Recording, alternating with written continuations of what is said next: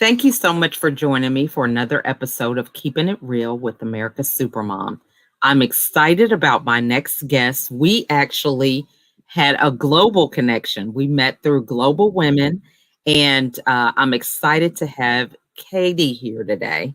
She is someone that I'm happy to get to know better. We really connected at our meeting. We had a little breakout session, and time has lapsed and we haven't seen each other, but excited to get acquainted in this interview. But before we get into that, I want to give her the opportunity to introduce herself.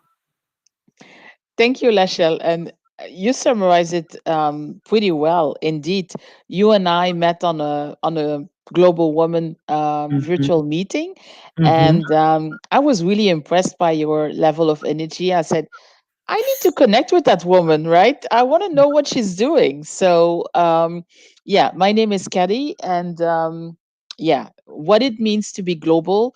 I used to be based in Brussels before, and now I'm based in Chicago. Um, Work professionally, I work as a global HR leader for an airline company, Hmm. and next to that, I'm also highly involved in diversity, equity, and inclusion activities at various levels within my company and also outside my company. And at personal level, I'm the mom of two daughters, Hmm. 16 years old and 22 years old. And my family is based in Belgium. So I'm the only one that relocated to Chicago in the midst of the pandemic. So that's how crazy I am to do that. That is so awesome. And, so far away from family. That is amazing. So, and during a global pandemic. I mean, that is just commendable. So, first thing is like, what was it that kept you grounded and focused during that time, being in a foreign place and, with no family? I mean, that's just amazing right there in itself. Yeah, my mindset has always been to never give up Mhm, and to show up no matter what it takes. mhm, And this project that I had to relocate to the US is mhm, something that has been living in me for years. And now through my company, I had the opportunity to do that. Of course, everything was discussed and decided and even finalized before COVID. And when COVID hit, I thought, oh, it's gonna be over. on hold. Yeah. It's gonna be on hold. It's not gonna even happen. So I didn't have the time to worry about that. Right. And then, like you say, this pandemic is global, and I was just like, Mhm, well, it's everywhere anyway. And mhm. luckily for me, my husband was still supporting me in my journey, saying, "Just go, and we will figure it out." And that's what we are doing. And God is with us, and technology is helping too. So and yeah, I have faith that things will get better at some point. Yeah. That's amazing. So you definitely have strengthened and grown a lot of faith muscles while your husband and children are in Belgium and you're here by yourself. Yes. Wow, Yes. that that's just amazing, amazing. Mm, So what's your routine like in order to maintain this long distance, relationship? yeah, my routine is really to have a positive mindset, Mm-hmm. to see the glass half full, Mm-hmm. and to ensure that there is a connection between my mind, my body, and my soul. Mm-hmm. Ensuring that I'm surrounding myself with people that will lift me up. Mm-hmm.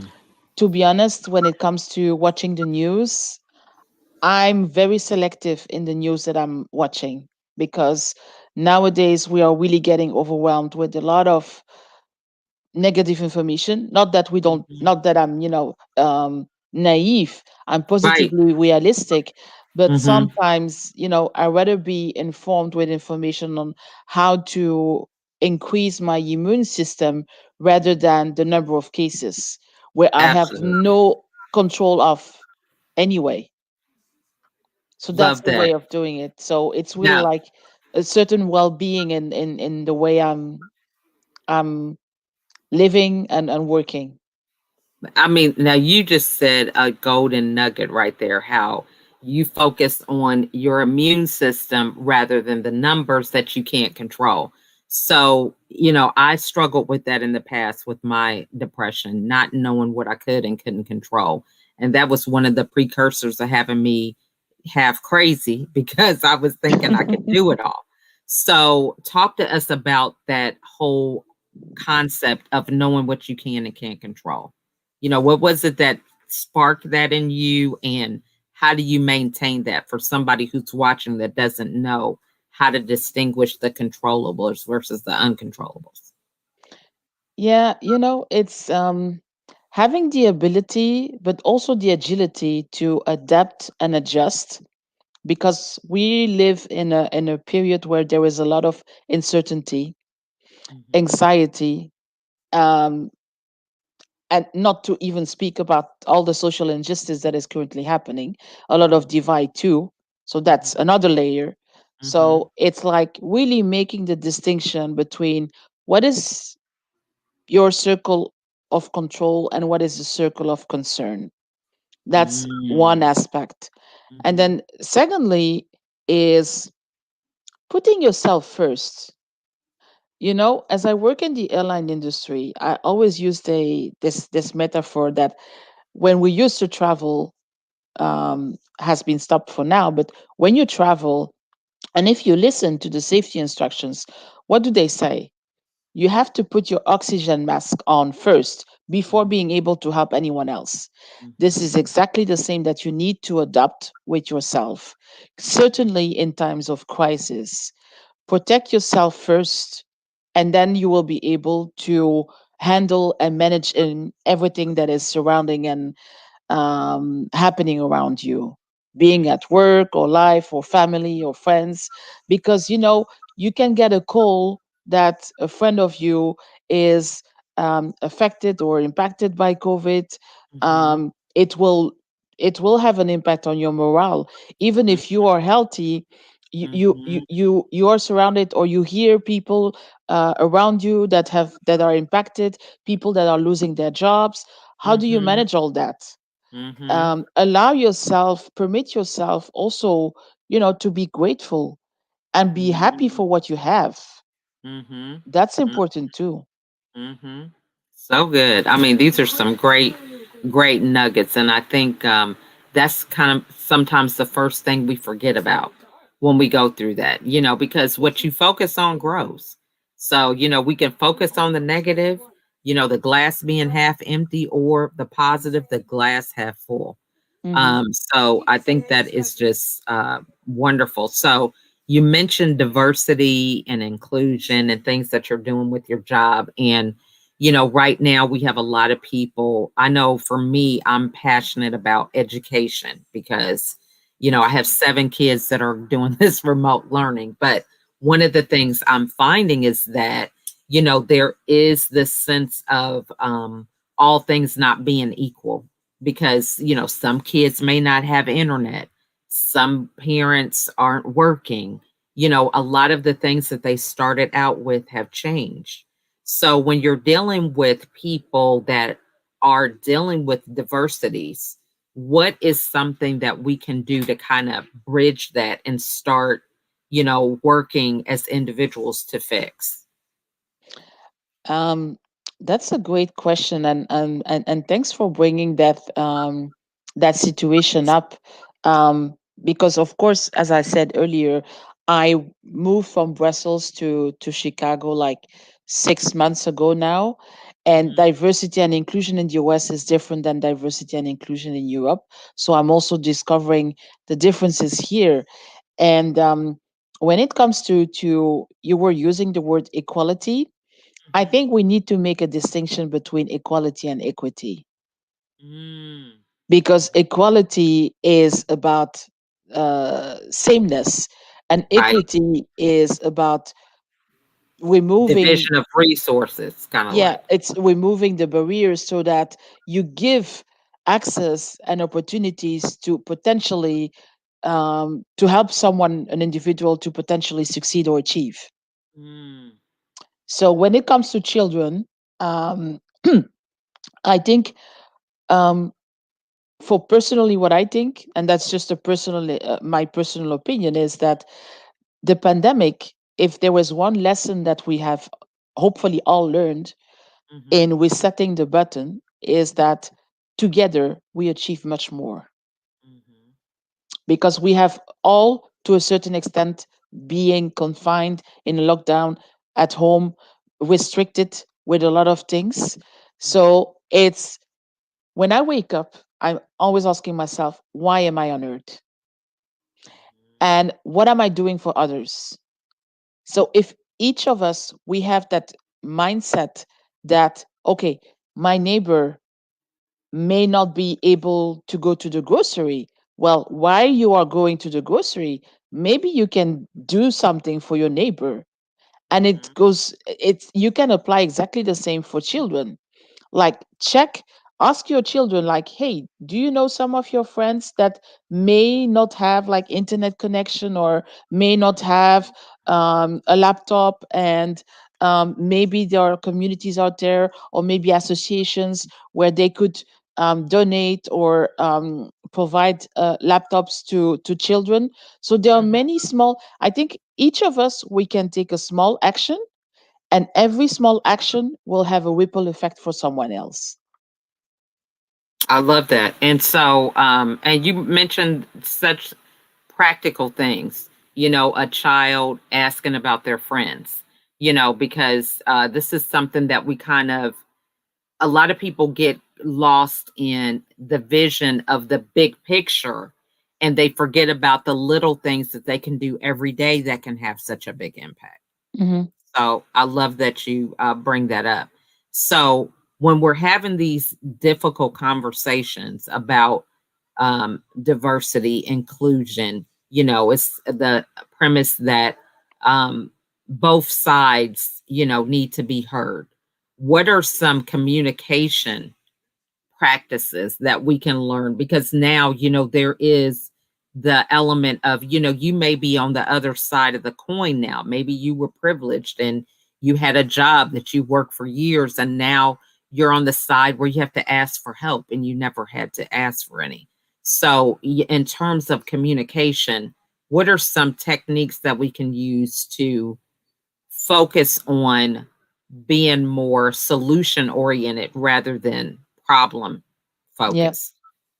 Uh, yeah. I think it's really important to ask for help Mhm, nowadays.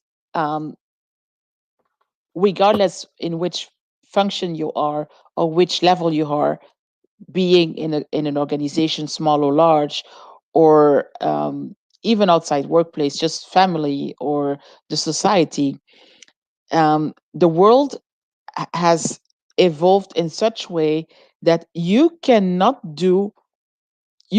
succeed without the support or the help of someone else. Back in the days, you could do your job probably 98% on your own. mhm, Now it's the reverse effect. For each single duty, you need someone else to provide you support with. So it's important to really have that collaborative approach, collective mhm, approach, for, and that's what I call like the sustainable change. So when it comes to diversity, you were just saying like being in a corner. I think it's exactly that. If you want to be part of the solution, it's not a story of us versus them. mhm, It's a together story. And it's not a sprint, it's a journey. mhm, mhm, So let's ensure that we bring together people that maybe in the past were not even talking to each other. And it requires active listening to start with. You were talking about education, it's part of the education. Start with listening, acknowledging and understanding. And listening is not with the intent to reply, it's with the intent to understand, to acknowledge, and to educate yourself. And when you are like one side, you're like, okay, but I've been talking and nobody listened to me. I've Mm-hmm. been silenced. I'm now exhausted to talk. Well, I would really recommend to a person that is in that situation to still continue, to not give up. Sharing your story matters, because when you share your story, and that's what I'm doing with storytelling outside work, is when I share my story, it's not to show off, it's to show Mm-hmm. up. It's with the intent to serve and support others. Because generally, when something happens to you, you are in a situation of, it's either a traumatic situation or anger, whatever situation you're in, it's a roller coaster of emotions, but you're not the only one facing that. Right. So it's really important to share your story. And the other side, they really have to educate themselves. And Mm-hmm. when we use the terminology of allyship as an example, Mm-hmm. um, I have an issue with that right now, because we are hearing that it's like a buzzword. Oh, I'm your ally, and it's not the hat that you wear and you say, "Oh, I will become your ally." It's Mm-hmm. part of your lifestyle of who you are. Mm-hmm. And if you have that level of integrity, you see something, you hear something, you observe something that is wrong, you will speak out and speak up and Mm-hmm. advocate all the time, Mm-hmm. 24 hours 7. Mm-hmm. This is what, for me, an ally should be. And don't be wrong, people of color, they don't need ally to be successful. We Mm-hmm. need ally to be part of the change. Mm. So, I love that. That's good. Ally to be part of the change. That's awesome. And so, what are some things that you do? Because, this is a place where I believe when you're dealing with diversity, inclusion, that you have to have a practice of being objective.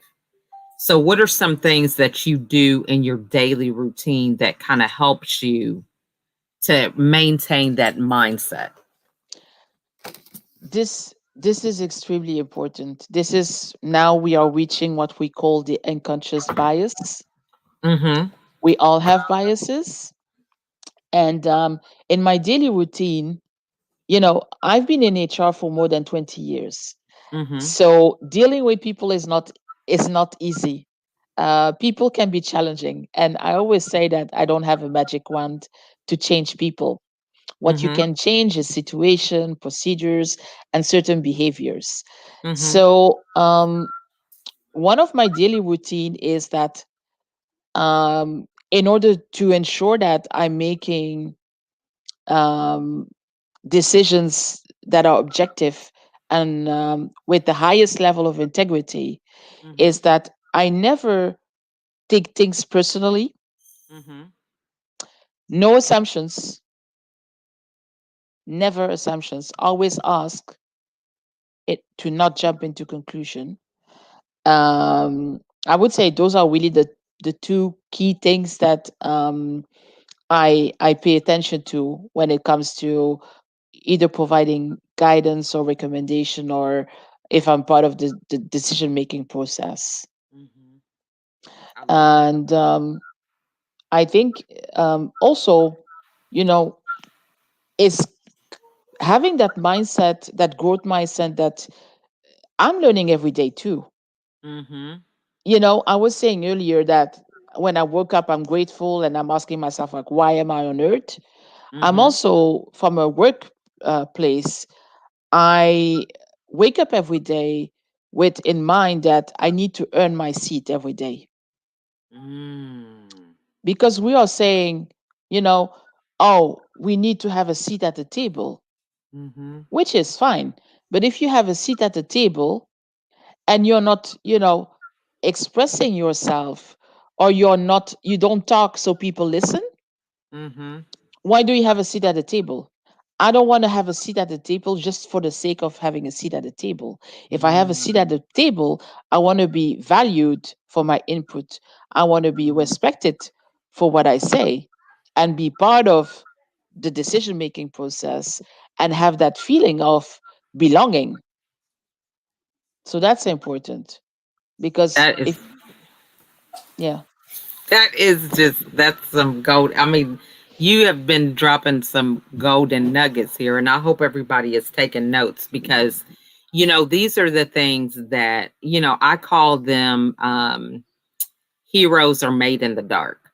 And so that's like behind the scenes, when everybody else is at the party, you're doing the work, you're doing all the sweat equity, so to speak, while everybody else is Mhm. enjoying what looks to be the rewards. And then it's just this matter of time where you have this compound effect and things happen and people just think you're an overnight sensation, but you've been doing all this work all along.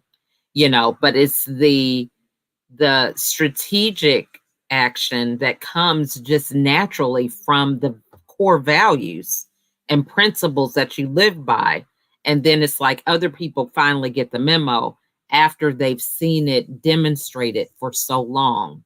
Then it becomes, something that's noticeable. So I just want to tell everybody to be paying attention, taking some notes because this is some good stuff. So, for people who are trying to reinvent themselves and maybe they want to start a new business, especially a woman dealing with what you've had to overcome during this past 6 months, what advice would you give them about having the confidence to move forward with whatever it is that they're desiring? Mhm. Um, if you have that flame in you, Mm-hmm. that constant flame, it is meant to be. So Mm-hmm. I believe in God, and God is directing me or redirecting me. Mm-hmm. So my advice to a woman that is in the current environment, fluid environment that we are in, if you want to start a business, I would say seek for support and assistance because you're not on your own. We just, well, we are still in March. Technically, tomorrow is the Mm-hmm. last day. So, Mm-hmm. Women's History Month, we say, Mm-hmm. an empowered woman is empowering another woman. Women Mm-hmm. empowering women is just magic. Mm-hmm. So, I think women for many years were competing against each other. Mm-hmm. I think this time is over. Mm-hmm. We are really paying forward. Like, I give you an example. When I do post on LinkedIn, I get solicited on a regular base.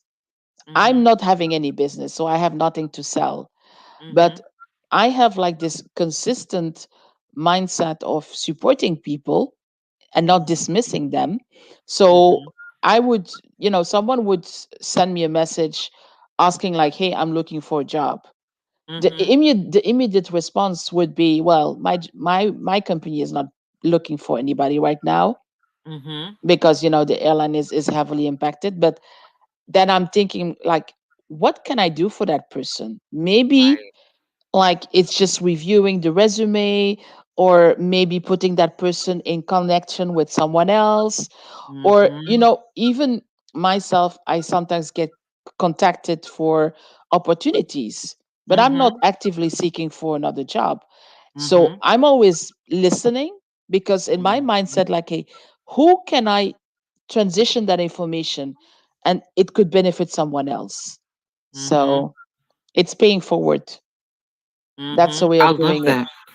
And now, there are many virtually now, there are so many platforms out there for women to start, that they don't have to start from scratch. Mm-hmm. So how do you move from a thought process to a realization process? You don't have to figure that out yourself. Mm-hmm. You maybe you can, but if Mm-hmm. not, you may have peers that have gone through that process and that are happy to provide them to provide you with their toolkit. Mm-hmm. So don't hesitate to ask for support. Mm-hmm. I love that. Because it takes a village. That is so true. And thinking that we can do it alone, I mean, there's times when, you just may want to take a day off. And we realize this. I don't know where we get the mentality of being an entrepreneur is a solo job. Because if you Mm, want the freedom to travel and do all these things, you're not going to be able to do it if you're the only one working. yeah. 'Cause how the business can sustain itself. So knowing from the beginning that a business requires a team so that you can have that freedom to have a greater impact and take some time off and travel and enjoy some of the things that you're building for. So great, great, great advice. So You what's the best way for the audience to get a hold of you? Well, I'm on LinkedIn, I'm on Instagram, and I'm on Facebook, Mm-hmm. but I would say that I'm more active on LinkedIn, definitely. Mm-hmm. Awesome. And then what final words would you like to share with everybody who's watching this evening? Um, I would say to people that 2020 was a difficult year, and probably for many of us, it was not only 2020. Let's be clear on that too. But I would say let's still have faith and hope together. I always say that inclusion is the solution to exclusion, and it's one shared humanity. Love It's that. all of us together, and we will get through this at some point. Love that. Well, this has just been wonderful. I love the uh, nuggets that you have dropped. I can't wait to go back and watch this again because I'm one that loves to write things down. So that I can remember and implement it. So this is just awesome. And it is just a pleasure to have you on the show and to share your insight with the audience because this has just been wonderful. So thank you so much for joining us today. Well, thank you. I mean, I truly enjoyed our organic conversation and unfiltered. I love that. Hmm. Hmm. Yeah, I think it's just great because I think it's a great illustration of how people can have conversations and how Yeah, much we can learn from a conversation yeah, and how we can be intentional to come together and just communicate and hear each other to understand rather than respond. So, thank you absolutely. so much for joining. Well, So, thank for you. you are so welcome. And for those of you who are watching, feel free to